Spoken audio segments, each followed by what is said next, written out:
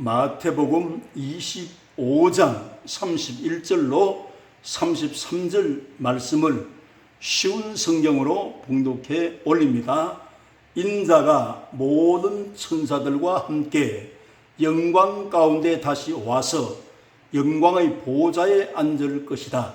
그때에 세상 모든 나라가 그 앞에 모일 것이며 목자가 양과 염소를 구분하듯이 인자가 사람들을 나눌 것이다. 인자는 자신의 오른쪽에는 양을, 왼쪽에는 염소를 둘 것이다. 아멘. 마태복음 25장 31절로 46절 이 말씀을 본문으로 예수님께서 말씀하신 양과 염소의 비유라는 제목으로 만왕의 왕 예수님께서 직접 가르치신 세 가지 하늘 메시지에 대해서 함께 생각해 보고자 합니다. 첫 번째는 본문의 말씀은 만왕의 왕 예수님께서 유대 땅에 구주로 오셨음을 말씀하시고 그 다음에는 재림의 주로 이 세상에 오실 것을 말씀하는 그 내용의 말씀입니다. 본 말씀의 스토리를 함께 생각해 보겠습니다. 인자는 만왕의 왕이신데 모든 천사들과 함께 영광 가운데 이 세상에 다시 와서 영광의 보좌에 앉을 것인데 그때 세상 모든 나라를 그 앞에 모을 것입니다. 백성들을. 그래서 목자가 양과 염소를 구분하듯이 인자가 사람들을 나눈다고 말씀하셨어요. 인자는 자기 오른편에는 양을, 왼편에는 염소를 둘 것이라고 예수님께서 직접 말씀하셨습니다. 그리고 양의 반열의 사람들에게 창세로부터 복을 받을 자들이여 영원한 나라를 상속받으라 이러면서 칭찬을 해 주십니다. 예수님 자신에게 내가 목마를 때 마실 것을 주었으며 줄일 때 먹을 것을 주었으며 나그네 되었을 때 영접하였으며 옥에 갇혔을 때에 나를 돌아보았느니라. 양의 반열의 사람들이 깜짝 놀라면서 주여 언제 우리가 예수님이 줄이셨을 때 목마라 하실 때에 나그네 되었을 때 영접하고 먹이시고 목마른데 그 음료를 드렸습니까? 옥에 갇혔을 때 또 언제 그렇게 하였습니까? 이렇게 양들이 말할 때 예수님께서 이 소자 하나에게 작은 자에게 한 것이 나에게 한 것이라고 예수님이 이렇게 말씀하시면서 또 염소 반열에 있는 사람들에게 저주를 받은 자들아 마귀와 그 예비한 지옥불로 들어가라 이렇게 음하게 예수님이 말씀한 내용이 있습니다.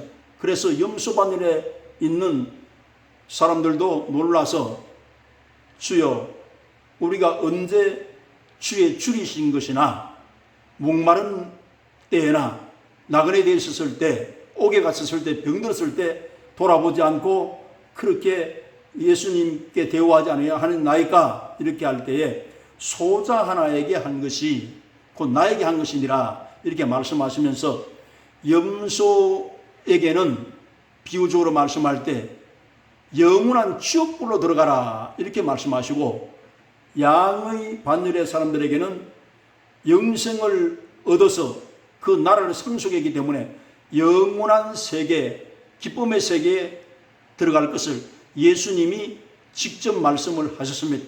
이것은 앞으로 다가올 재림에 대한 하늘의 메시지인 것을 비유를 통해서 우리에게 말씀하고 계신 겁니다. 그러면 이 비유 속에 그 양에 대한 상징을 우리가 한번 생각해 보겠습니다. 성경에 제일 먼저 기록된 동물이 있는데 그 이름이 양입니다. 창세기 4장 4절 말씀에. 그리고 희생 제물로 비유했어요. 출애굽 29장 22절, 레위기 3장 7절에. 그리고 침례 요한은 세상 죄를 지고 한 하나님의 어린 양을 예수님으로 비유했습니다. 요한복음 1장 29절에. 그리고 염소는 어떤 상징을 가지고 있는가 하면 죄와 난폭함과 불순종의 상징인데 레위기 16장 8절 26절에 그렇게 말씀을 하고 있습니다. 여기 예수님께서 이 본문을 비유하실 때 예수님은 이 지구촌의 모든 사람들을 생각할 때 줄이고 목마르고 배고프며 나그네 되어 있고 옥에 갇히고 병든 사람들로 보았기 때문에 자기 몸을 아끼지 아니하시고 희생 제물이 되어서 선한 목자로서 나타나셔서 이들을 잘 돌봤음을 말씀하고 있습니다. 여기에 주신 이 메시지는 첫째는 유대인들 가운데 만왕의 왕을 알아보는 사람이 있고 만왕의 왕 예수님을 인간으로 오셨는데 알아보지 못한 사람들이 있어요. 그 반열의 사람들이 바로 염소 반열의 사람이라는 것을 비유적으로 말씀을 하고 있습니다. 만왕의 왕 예수님을 구주로 믿는 것은 천지 창조하시고 우리의 구주가 되시고 천군 천사를 호위할 수 있는 이 만물의 주인 되신 예수님이 나의 구주로 영접되기 때문에 이들은 다 성령을 받아서 예수님의 DNA가 영적으로 그 속에 흘러 들어와서 예수님의 생애와 비슷한 삶을 산다는 것을 말합니다. 그래서 영적인 에너지를 은혜로 주심으로 은혜를 받아서 자연스럽게 일상 속에서 이렇게 돌봄의 삶을 살았음을 의미하는 거예요. 그러니까 우리가 돌볼 수 있는 사람들을 돌보기 위해서는 하나님의 가르침을 받고 이것이 소자하나게 하는 것이 예수님께 하는 것이라고 예수님이 인간의 몸을 입고 오셔서 직접 가르치신 것이 이 본문의 말씀이 되겠습니다. 두 번째는 만왕의 왕 예수님께서 처음으로 형제, 소자에 대해서 어떻게 돌봐야 될 것을 구체적으로 말씀한 내용입니다. 예수님은 죄와 질병과 저주와 사망 가운데 인생을 잘 돌보신 사랑의 실천자이십니다. 그래서 행동으로 예수님은 가르치셨고 우리도 예수님의 제자가 되기 때문에 영적으로나 물질적으로나 우리가 돌볼 수 있는 사람들을 돌보며 살아야 될 것을 이것을 가르치고 있는 내용입니다.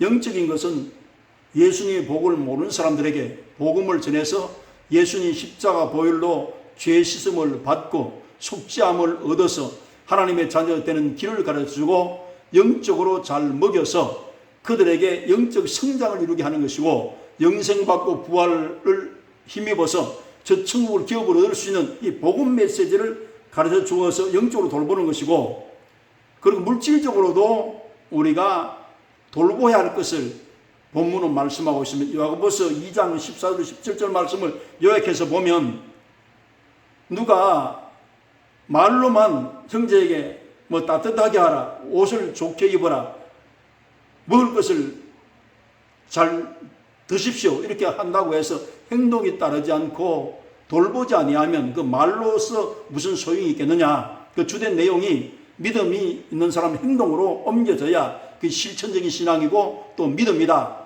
야고보는 이 말씀을 중점적으로 우리에게 가르쳐주고 있습니다. 그 말씀과 같이 우리가 이 세상에서 돌보아야 할 사람들을 돌보았을 때 끝내는 예수님께서 예수님 자신에게 한 것이라고 이렇게 말씀하시면서 영원히 복을 받을 사람들이라고 이렇게 칭찬하는 그 내용을 본문은 우리에게 시사해 주고 있습니다. 세 번째는 만왕의 왕이 다시 오실 때 영혼 세계의 그 후에 일어날 일들을 아주 또렷하게 말씀하고 있어요. 의인들은 영생에 또 염소 반열에 있는 사람들은 영벌에 들어가리라. 이거 정말로 귀중한 말씀입니다. 하나님 아니고서는 하실 수 없는 말씀이에요.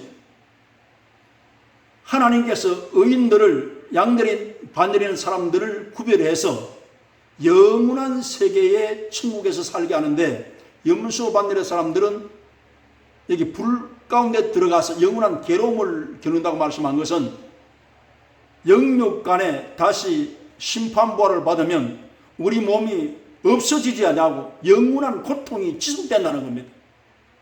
이 말씀을 하고 계시의 본문 말씀에는 그러므로 우리가 예수님을 닮아서 예수님이 원하는 실천의 삶에 들어가기 위해서는 예수님을 믿고 회개해서 그가 보내신 성령을 받으면 성령의 감화와 감동과 은혜가 우리의 현실 삶은 예수님 닮은 생애로 이끌어 가시게 되기 때문에 의인들은 이걸 쉬웠고 또 언젠가는 그 돌봐준 것도 잊고 있습니다. 그러나 예수님은 다 기억한다는 그 말씀을 이 말씀 속에서 가르치고 있는 겁니다. 이 비유의 포인트는 만왕의 왕 예수님을 바로 이해하라는 겁니다. 예수님 시대 유대인들이 이 예수님이 만왕의 왕을 몰랐기 때문에 염소 반열에 있는 사람이 많다는 것을 말씀하는 것이고, 오늘도 우리가 적용해서 보면 오늘날도 복음이 증거되어질 때 예수님을 만왕의 왕으로 모시고 그를 영접해서 예수님의 성령을 받아들여서 우리가 은혜로 살면 양의 반열에 들어가서 하나님 앞에 칭찬받는 존재가 될 것을 이 비유를 통해서 우리에게 확실하게 하늘의 메시지를 전해주고 있습니다.